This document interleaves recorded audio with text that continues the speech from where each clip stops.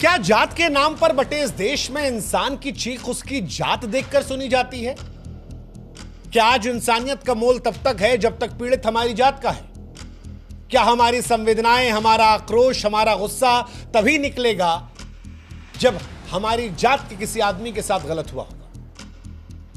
यह सवाल इसलिए पूछ रहे हैं क्योंकि इटावा में चीख उठी थी, समाज ने सुनी, सड़कों पर सैलाब आया, नारे गूंजे, सोशल मीडिया पर आग लगी।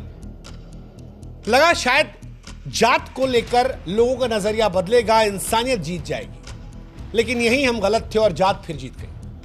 क्योंकि जो इटावा में आक्रोश तू ब्राह्मण के गांव में कथा कैसे कर सकता है उसको लेकर आया था, वो इस देश में तू ब्राह्मण है तो थूक चाट उस ऑटो वाले को लेकर नहीं आया।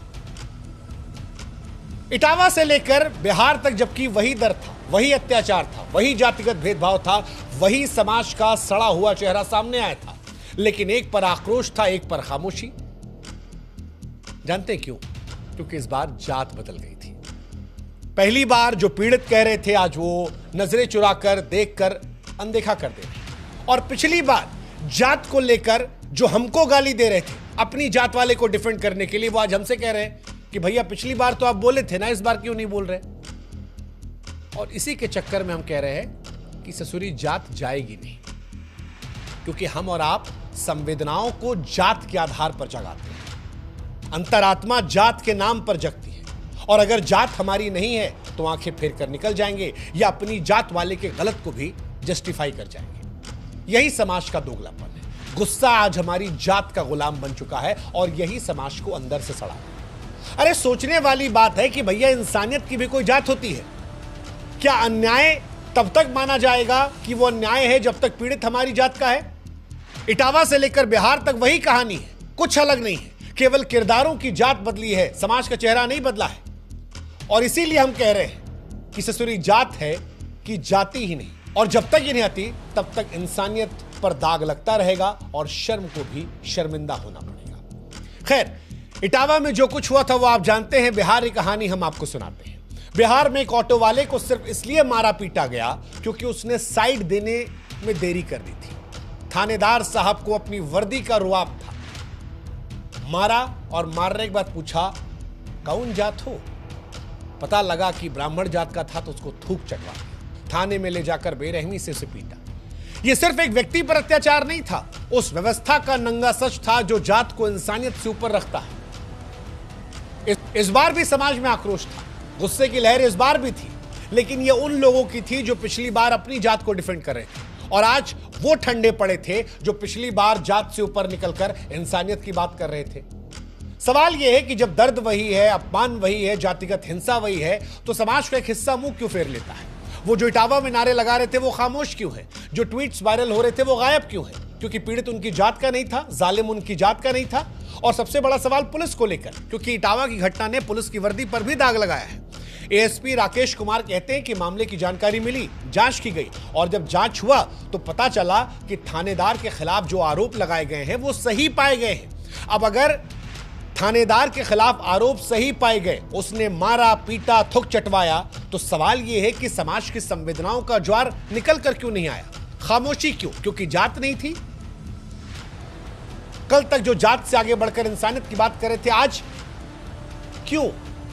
एसपी तो कह रहे हैं ना कि ऐसी घटनाएं पुलिस महकमे के लिए धब्बा है।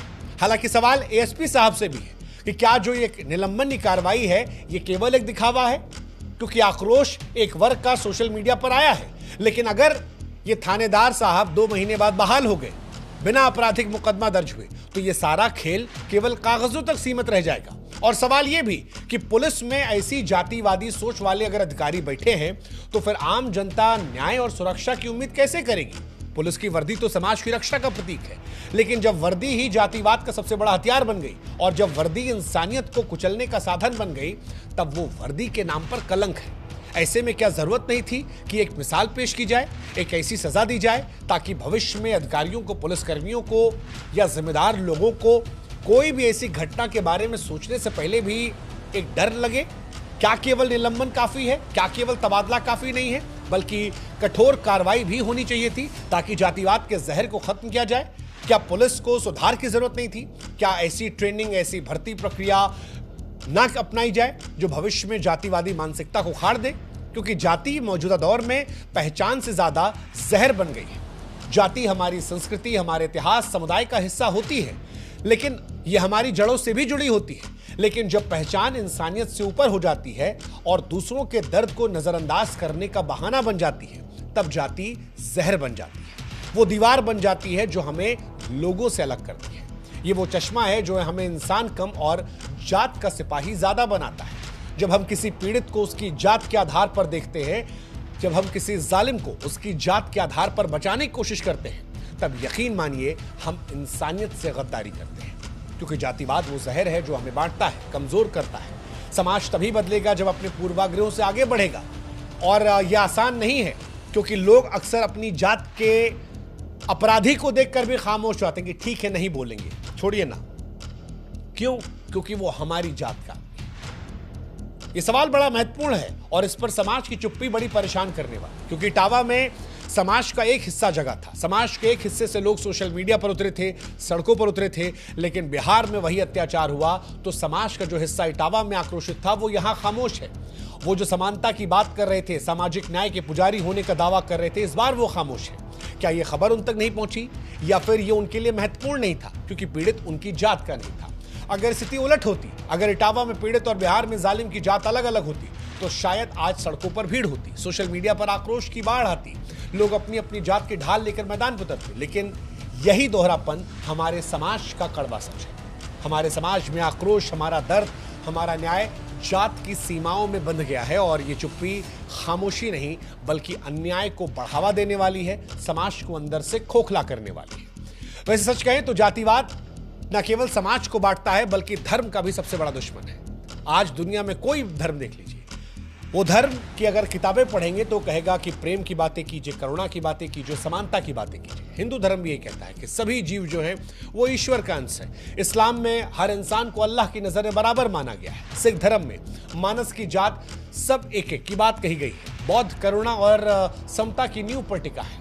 लेकिन इसके बावजूद अलग अलग धर्मों में जात पात जो है वो लोगों में भेदभाव कर रहा है, और ये परेशानी का सबब है।